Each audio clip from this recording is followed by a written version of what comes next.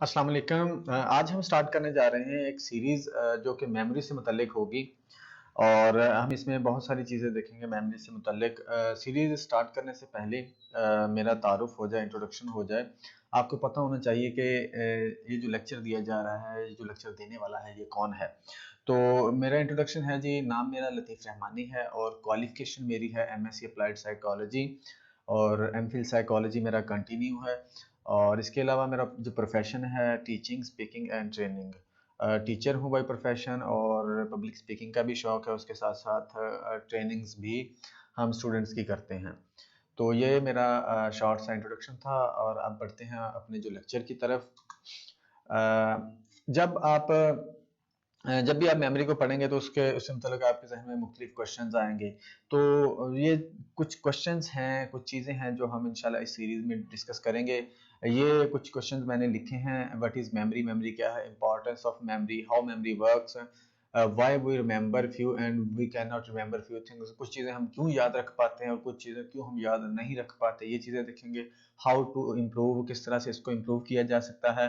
How we damage our memory, हम अपनी memory को किस तरह से डैमेज करते हैं, ये भी देखेंगे। Why we have bad memory, हमारी जो मेमोरी है बुरी क्यों होती है या हमारी मेमोरी अच्छी क्यों नहीं होती। How to keep memory good and healthy, किस तरह से मेमोरी को अच्छा बनाया जा सकता है, इसको अच्छा रखा जा सकता है। उसके बाद फैक्ट्स अबाउट मेमोरी, कुछ हम फैक्ट्स भी देखेंगे मेमोरी से मुतालिक बड़े दिलचस्प।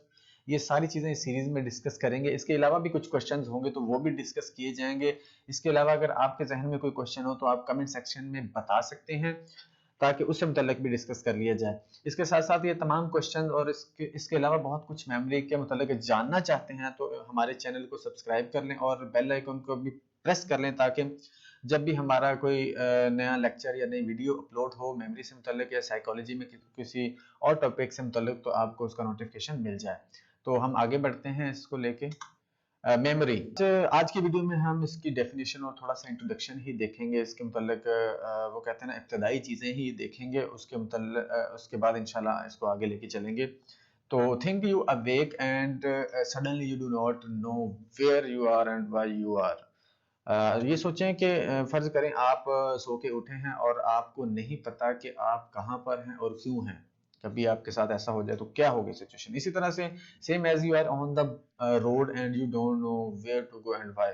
और ये सोचें कि आप फ़र्ज़ करें आप रोड पर हैं और आपको नहीं पता कि आपने कहाँ जाना है और क्यों जाना है।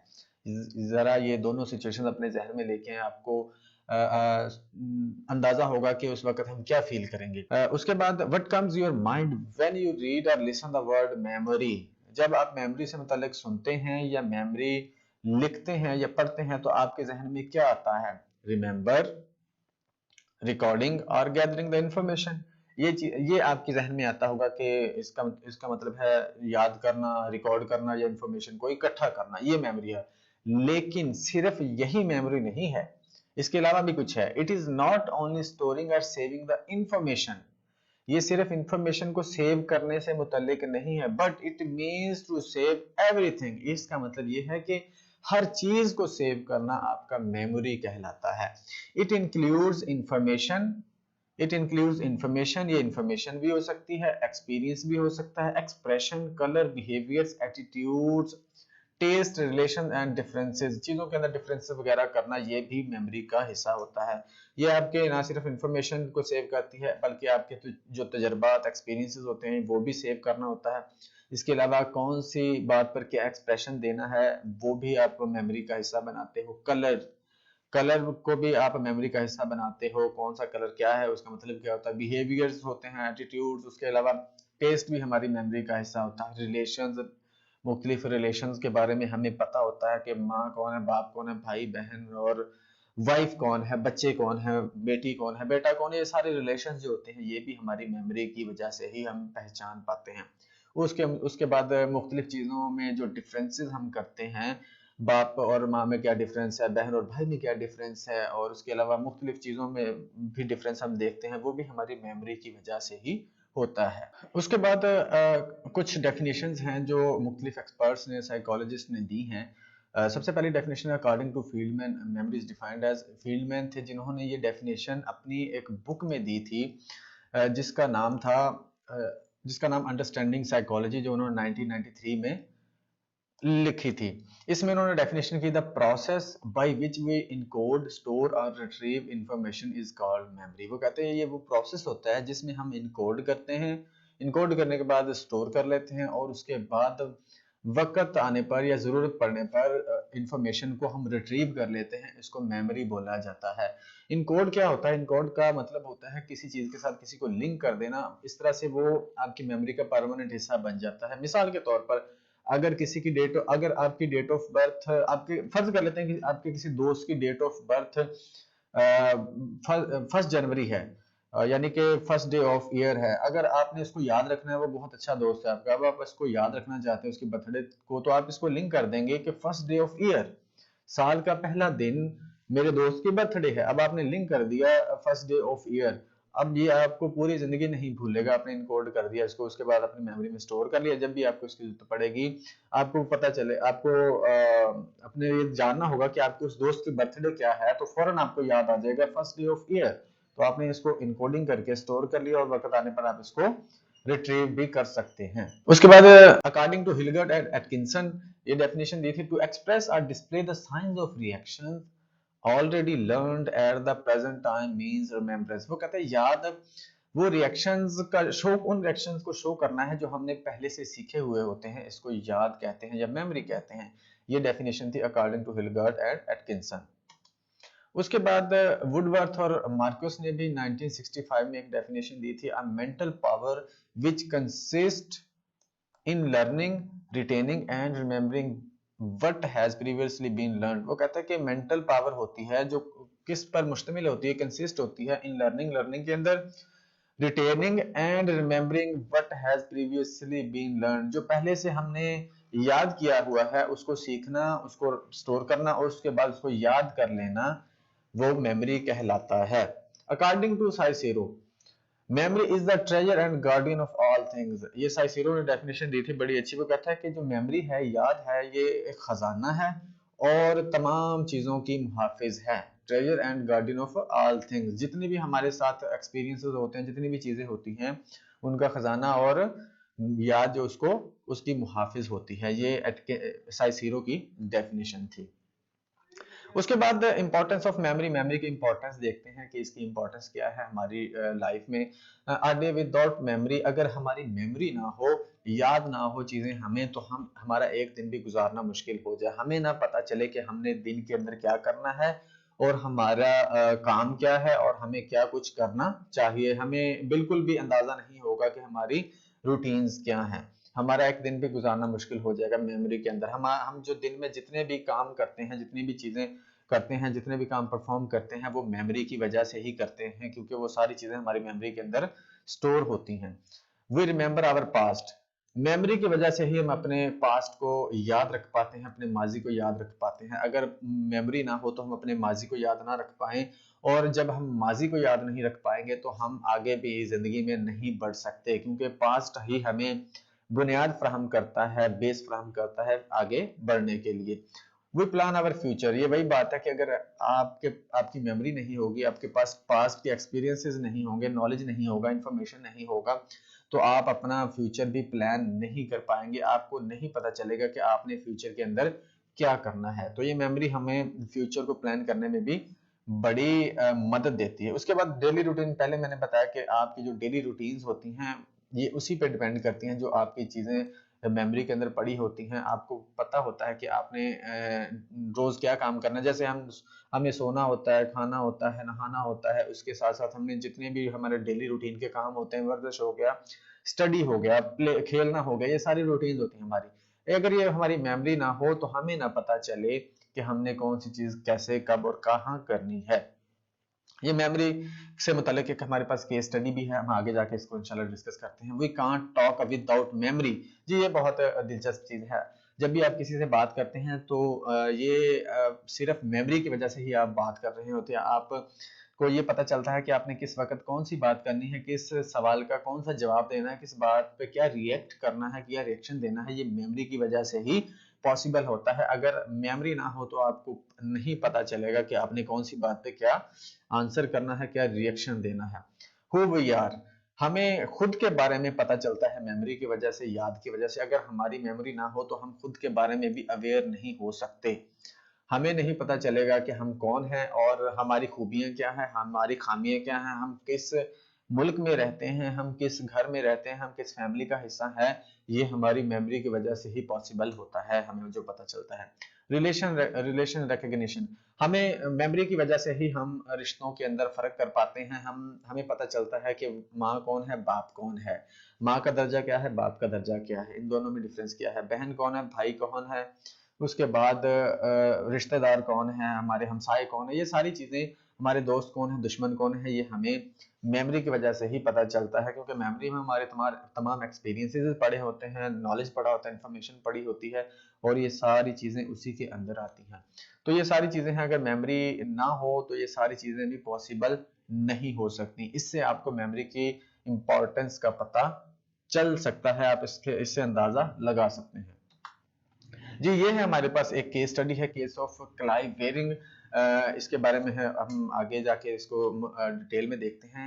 ये शख्स ऐसा था जिसकी मेमोरी ना पास्ट की मेमोरी थी, ना इसकी जो फ्यूचर की मेमोरी ये बना सकता था। हम देखते हैं ये मेमोरी की जो एक बीमारी होती है, डिजीज होती है, इसको एमनीजिया बोला जाता है। Amnesia amnesia is a dramatic form of memory loss. Memory खो जाना, याद का खो जाना, मेमोरी का डैमेज होना, ये एमनीसिया कहलाता है। इसमें इंसान या तो फ्यूचर की मेमोरी नहीं बना पाता या फिर माजी की याद नहीं रख पाता। ये दो टाइप्स होती हैं। Retrograde amnesia involve losing the ability to recollect past memories, आप अपने माजी को याद नहीं कर पाते। रेट्रोग्रेड एमनीसिया के अंदर आपको जो पास्ट की चीजें आपकी पीछे माजी में गुजर चुकी हैं वो आपको याद नहीं रहती, आप उसको याद भी नहीं कर पाते। उसके बाद है अगली इसकी टाइप एंट्रोग्रेड एमनीजिया। ये वो एमनीजिया होता है involves a loss of ability to form new memories, आप अपनी नई मेमोरीज नहीं बना पाते। आपके साथ हाल में प्रेजेंट में क्या हो रहा है, आप या फ्यूचर के अंदर आप क्या करने चाहते हैं, वो आप नहीं बना पाते मेमोरीज। जो जिन लोगों को ये मेमोरी का प्रॉब्लम होता है, या तो उनको रेट्रोग्रेड एमनीजिया होता है या फिर उनको एंट्रोग्रेड एमनीजिया होता है। लेकिन ये क्लाइव बेरिंग वो शख्स है, वो इंसान है जिसको ये दोनों थे, या इसको यानी कि रेट्रोग्रेड एमनीजिया भी था और एंट्रोग्रेड एमनीजिया भी था। ये माजी की चीजें भी याद नहीं रख पाता था और फ्यूचर की मेमोरीज भी नहीं बना पाता था। ये था कौन, इसके बारे में हम देख लेते हैं थोड़ा सा। ये एक म्यूजिशियन था, कंडक्टर और कीबोर्डिस्ट था, यानी कि म्यूजिक वगैरह पे ये बहुत काम करता था, बहुत फेमस म्यूजिशियन था। In 1985, Waring attacked by herpes simplex virus, which attacked, ये एक वायरस था जिसने इस पर अटैक किया था 1985 के अंदर, और affect the central nervous system of Wearing, इसके सेंट्रल नर्वस सिस्टम पर इसने अटैक किया था, इसको इफेक्ट किया था, जिसकी वजह से इसकी मेमोरी को डैमेज हुई थी, जिसकी वजह से इसको दोनों एमनीजिया हो गए थे, रेट्रोग्रेड और anterograde amnesia. He can remember things only for 7 to 30 seconds, ये सिर्फ अपनी जो चीजें थी 7 से 30 सेकंड तक ही याद रख पाता था। मोस्टली चीजें ये भूल जाता था। इसको माजी की कुछ कुछ चीजें याद थी, बहुत सारी चीजें इसको भूल चुकी थी अपनी माजी की। Due to his disease he often feels as if he has just woken up from sleep और ही इज इन कोमा। इसकी इस बीमारी की वजह से इसको अक्सर लगता था कि ये सो के उठा है या फिर ये कोमा में था।